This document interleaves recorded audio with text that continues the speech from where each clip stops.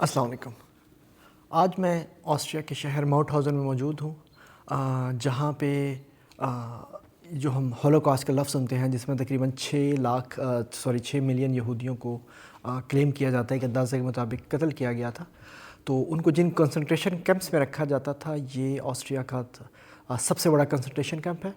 इसको माउथहाउज़न कहते हैं। जो दुनिया का सबसे बड़ा कंसंट्रेशन कैंप था वो ऑश्विट्ज़ पोलैंड में है। और इस माउथहाउज़न के जो कंसंट्रेशन कैंप में ये देखें, ये एक वॉल लगी हुई है कि यहाँ पे कितने लोगों को कत्ल किया गया था। अगर मैं दिखा सकूँ आपको तो माउथहाउज़न में तकरीबन 1,22,766 यहूदियों का कत्लेआम किया गया था। और यहाँ पर उनकी नेशनैलिटी वाइज ब्रेक डाउन भी लिखा हुआ है।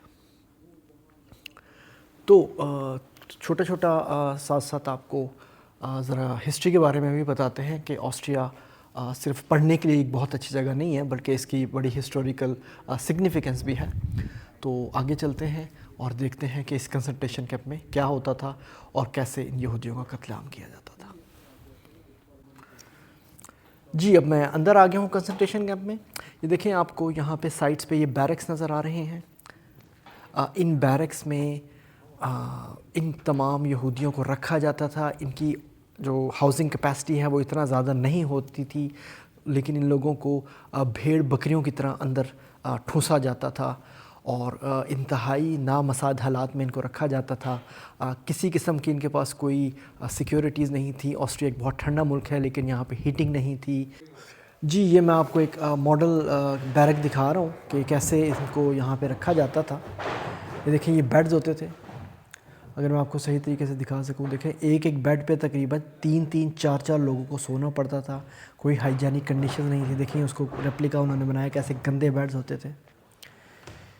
यहाँ पे किचन भी था और प्रिविलेज्ड जो कैदी होते थे, जो इनके स्पाइज होते थे या कोई सर्विस स्पेशल किया करते थे, उनको यहाँ पर हीटेड इन्वायरमेंट में रखा जाता था, खाने के पास, कैंटीन के साथ। ये देखें, ये टॉयलेट्स और वॉशरूम्स हैं। कोई प्राइवेसी का यहाँ ख्याल नहीं है। और ये फिर फर्दर जो बैरक्स वगैरह हैं। तो काफ़ी ऑब्जेक्टेड सूरत हाल में ये लोग रहा करते थे इधर। जी, तो ये वो सेक्शन है जहाँ पर वो भट्टियाँ थीं जिसमें लाशों को जलाया करते थे। ये देखें, तमाम उन लोगों की तस्वीरें लगी हुई हैं इस सेक्शन में।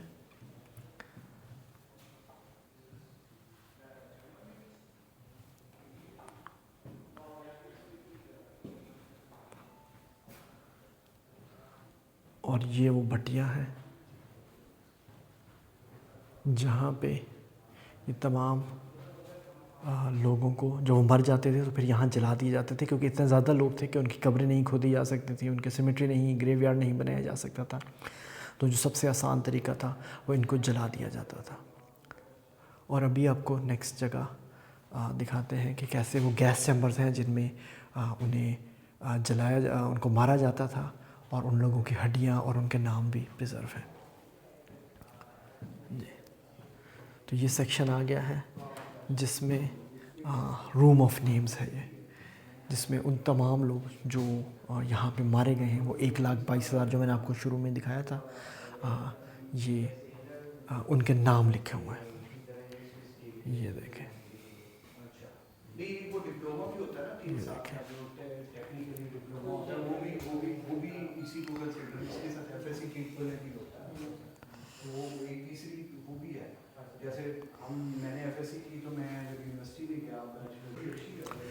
जी, ये अब देखिए फॉर्मर गैस चैम्बर, जहाँ पे उनको गैस के साथ जलाया जाता था और मारा जाता था। ये है वो गैस चैम्बर। ये देखें,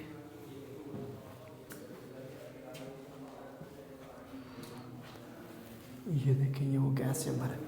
अच्छा, उनकी कहा यह जाता था, उनको ये कह के गैस चैम्बर में लेके जाया था कि तुम लोग बहुत गंदे हो गए, आओ तुम्हें हम प्रॉपर शावर दे दें। और जब इस कमरे में उन्हें बंद कर दिया जाता था कि तुम लोग शावर ले लो, तो पीछे से गैस छोड़ दी जाती थी, जिसकी वजह से वो दम घुट के यहाँ पे हलाक हो जाते थे। और उसके बाद उनको उन चिमनियों में जला दिया जाता है, जो जैसे मैंने आपको पहले दिखाई हैं। तो ये है जी वो फॉर्मर गैस चैम्बर्स। जी, तो माउथहौज़न को आज हमने देखा, काफ़ी उदास कर देने वाली जगह है, लेकिन मज़ीद उदासियों की बात नहीं करते, कुछ कैरियर काउंसलिंग की भी बात कर लेते हैं। और जैसा कि मैंने लास्ट वीडियो में आपको बताया था कि नुमान भाई ने हमें से प्रॉमिस किया है कि वो हमें मज़ीद अपना कीमती वक्त दिया करेंगे, तो आज हमारे साथ नुमान भाई दोबारा मौजूद हैं। जी अस्सलाम वालेकुम नुमान जी। वालेकुम सलाम आतिफ भाई, क्या हाल है? ठीक है मैं ठीक ठाक हूँ, आप सुनाएं? अल्लाह का शुक्र है। नुमान भी बड़ा अच्छा रिस्पांस आया आपकी लास्ट वीडियो का, और लोगों ने कुछ प्रैक्टिकल क्वेश्चन भी पूछे हैं जी। तो मैं वही आपसे पूछना चाहता हूँ कि जो सबसे पहला जो इम्पोर्टेंट क्वेश्चन आया है वो ये आया है कि ऑस्ट्रिया में ऑड जॉब्स की क्या पॉसिबिलिटीज़ हैं? और सॉरी, ऑड जॉब की नहीं, नॉर्मली और क्या जॉब वीज़े पे हम क्या किस तरह का घंटे काम कर सकते हैं?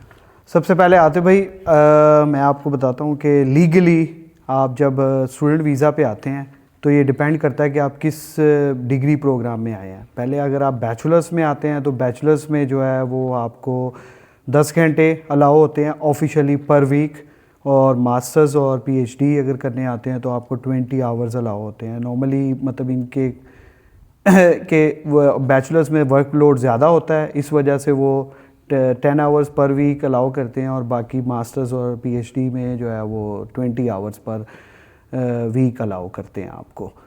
और इसके अंदर अगर आप पूछें, अगर जो तो डिफरेंट जब लोग अपने बैकग्राउंड से आते हैं, डिफरेंट बैकग्राउंड से, तो उसमें जो है कि अगर आप वाइट कॉलर जॉब के बारे में पूछें तो उसमें ये है कि डिफरेंट प्लेटफॉर्म्स हैं। career.at हो गया, stepstone.at हो गया, इंडीड हो गया, लिंक्डइन पे भी आप देख सकते हैं, काफ़ी सारी जॉब्स अवेलेबल होती हैं। तो जो तो बैचलर्स और मास्टर्स में आते हैं वो अपनी आके अपना सीवी को थोड़ा सा अपडेट करें और मास्टर्स का लिखें इधर कि मैं मास्टर्स कर रहा हूँ करंटली और बैचलर्स कर रहा हूँ या पीएचडी कर रहा हूँ, और साथ फिर आप उसको जो है ना अपने जो जो जॉब डिस्क्रिप्शन देखें, जॉब डिस्क्रिप्शन से इन कैरियर प्लेटफॉर्म्स से आप जाएं, उधर अपनी कीवर्ड्स लिख के अपनी जॉब के बारे में सर्च करें। जैसे इंजीनियरिंग है तो इलेक्ट्रिकल इंजीनियरिंग हो गया, या आप डेटा साइंस के बारे में अगर जानते हैं, या आप अपना पाइथन में एक्सपर्ट हैं तो पाइथन जो भी कीवर्ड्स लिखे तो आपको उसके रेलेवेंट सारी जॉब्स आप नज़र आ जाएंगी आपको। फिर आप उसकी जॉब डिस्क्रिप्शन देखें और उसके मुताबिक जेडी के मुताबिक थोड़ी सी अपनी सीवी को कस्टमाइज़ कर लें ना अपनी उस मुताबिक थोड़ा सा आप। और इधर जो सबसे इम्पॉर्टेंट चीज़ है ना, कवर लेटर बहुत ज़रूरी है। पाकिस्तान में इतना कवर लेटर की इंपॉर्टेंस नहीं है, लेकिन यहाँ कवर लेटर को काफ़ी देखा जाता है। तो कवर लेटर में आप पहले फॉर एग्ज़ाम्पल एक इंट्रोडक्शन पैराग्राफ होता है, सेकंड पैराग्राफ आप अपने जो प्रीवियस आपने एजुकेशन है, और थर्ड पैराग्राफ में आप ये कह लें कि आपका जो पास्ट एक्सपीरियंस है उसके बारे में आप थोड़ी सी इन्फॉर्मेशन लिखें। और जहाँ भी आपको लगता है कि मेरे ख्याल में जहाँ भी आपको लगता है कि थोड़ा सा भी रेलेवेंसी है ना, मतलब 10% है, 20% है, इवन 5% है, तो आप उधर अप्लाई करें। ठीक है, वो ज़्यादा से ज़्यादा आपको रिजेक्ट कर देंगे, लेकिन आपको मे बी इंटरव्यू के लिए कॉल करें, आप जाएं इंटरव्यू दें, और उसके बाद इंटरव्यू के बाद अगर आपको रिजेक्ट भी कर देते हैं लेकिन आपको एक्सपीरियंस होता है, क्योंकि पाकिस्तानी मार्केट डिफरेंट है, इधर की ऑस्ट्रिया की मार्केट डिफरेंट है, तो आपको एक्सपीरियंस थोड़ा सा मिलता है। तो ये आपकी है वाइट कॉलर की जॉब के बारे में। बाकी अगर आप बात करें और जॉब्स के बारे में तो ये टोटली डिपेंड करता है कि आप किस सिटी में आए हैं। जो ऑस्ट्रिया के बड़े सिटी हैं, वियना हो गया, लिंज हो गया, ग्राज हो गया, इंसब्रुक हो गया, इधर आपको और जॉब्स ज़्यादा अवेलेबल हैं। और जो छोटे सिटीज़ हैं, जो रिमोट एरियाज़ हैं जहाँ, वहाँ थोड़ी जॉब्स अवेलेबल कम, उधर ज़रा थोड़ी सी कम जॉब्स हैं। लेकिन अगर आप इधर आते हैं और अगर आप हिट करते हैं अपनी वाइट कॉलर जॉब के लिए और आपको नहीं मिलती, तो आप और जॉब्स की ऑप्शंस भी होती हैं आपको। ठीक है, आपको गवर्नमेंट परमिशन दे देती है। लेकिन सबसे जो बड़ी बात है, आपको जो भी जॉब करनी है उससे पहले आप इधर AMS इदारा है जो कि वर्क एम्प्लॉयमेंट को कंट्रोल करता है, उससे आपको परमिशन लेनी होती है।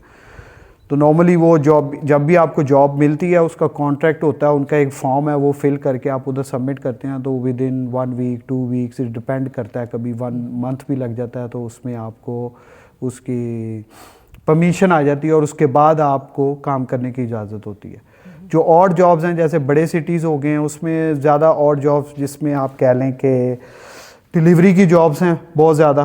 ठीक Food है, delivery की। फूड डिलीवरी की जॉब्स हैं, ठीक है, रात को अखबार डालने वाली जॉब हैं, और जो है उसमें आप कह लें किचन में काम करने वाली जॉब्स हैं, रेस्टोरेंट्स में, ठीक है, क्योंकि बहुत ज़्यादा रेस्टोरेंट्स हैं। डिलीवरी की है, डिलीवरी के अंदर अगर फॉर एग्जांपल आप पाकिस्तानी लाइसेंस है, आप इधर आके इजीली कन्वर्ट करवा सकते हैं, आपकी थ्योरी एग्जाम्प्ट कर देते हैं और आपका जो है आपको सिर्फ प्रैक्टिकली जो है ना ड्राइविंग टेस्ट देना होता है 2 लेसन्स लेके, तो आप टेस्ट पास करके डिलीवरी की अच्छी जॉब मिल जाती हैं और अच्छी अर्निंग हो जाती है।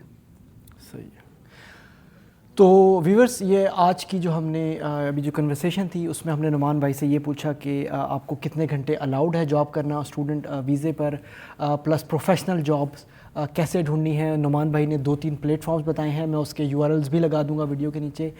इसके बाद नुमान भाई ने बताया कि आपको ऑड जॉब्स, अगर लेट्स से प्रोफेशनल जॉब आपको उस वक्त नहीं मिल रही तो आपको ऑड जॉब्स भी मिल सकती हैं, और ऑड जॉब्स के लिए नुमान भाई ने अपने पर्सनल एक्सपीरियंस भी शेयर किए, और वो जो इनके हल्का अहबाब में लोग हैं जिसमें उन्होंने किचन की जॉब की बात की, डिलीवरी की बात की, अखबारों की बात की, वगैरह वगैरह।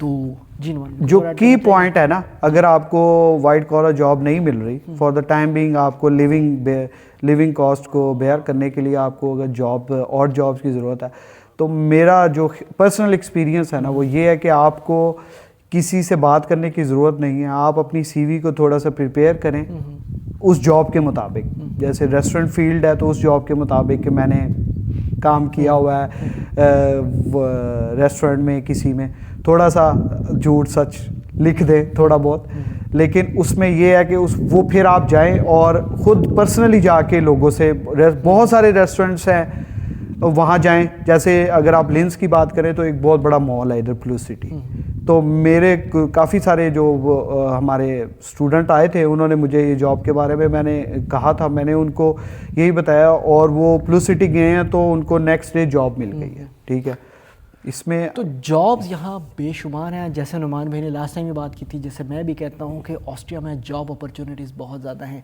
और जॉब्स की भी और प्रोफेशनल जॉब्स की भी। तो जॉब्स के एज सच कोई इशू नहीं है। तो नुमान भाई थैंक यू वेरी मच आपका टाइम देने का। आपका बहुत बहुत शुक्रिया आतिफ भाई, आपने हमें इनवाइट किया और लोगों ने इतना हमें प्यार दिया, इज्जत दी। ठीक है, आप माशाल्लाह, मुझे लोग कमेंट कर रहे थे कि आप तो सेलिब्रिटी हैं, एवरीबॉडी न्यू अबाउट यू।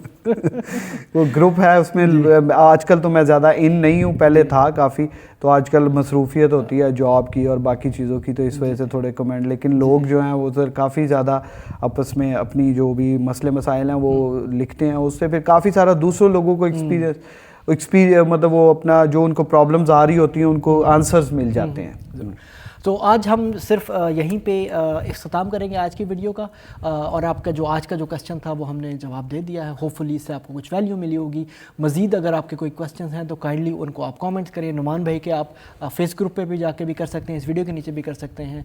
तो इंशाल्लाह आपसे नई वीडियो में दोबारा मुलाकात करेंगे। तब तक अपना और अपने गिरदो नवाह में रहने वालों का बहुत ख्याल रखिएगा। हमें इजाज़त दीजिए माउथ हाउसन से। इंशाल्लाह अगली वीडियो में दोबारा मुलाकात होगी। अस्सलाम वालेकुम।